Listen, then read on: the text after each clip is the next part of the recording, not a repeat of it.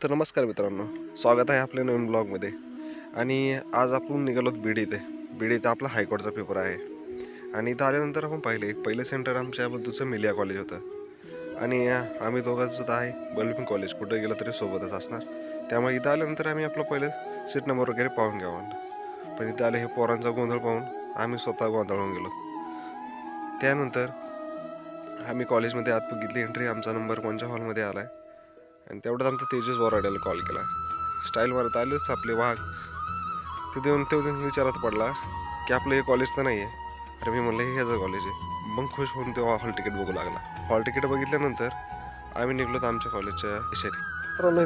पोरं पेपरला आले तर मेन म्हणजे 1000 रुपये चलन दिलं म्हणून आलं. हे पोरग जास्त होतं. 1000 रुपये चलन भरलं म्हणून पेपरला आलं. येत तर काही नाही, पण बघा आता पेपर चालू जायचं. गाडी पार्किंगला लावून आम्ही निघालो नंतर आमच्या पेपरला. बघू आता पेपर कसं तो आल्यानंतर सांगतो तुम्हाला. त्याचे सर पेपर कसा गेला हो तुम्हाला? पेपर एकदम मस्त गेला.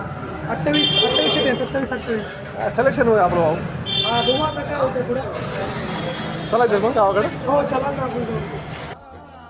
तर मित्रांनो, कसा वाटला आमचा ब्लॉग हा नक्की कमेंटमध्ये सांगा. आणि नवीन ब्लॉग पाहण्यासाठी चॅनलला फॉलो करायला विसरू नका. धन्यवाद. Bye bye.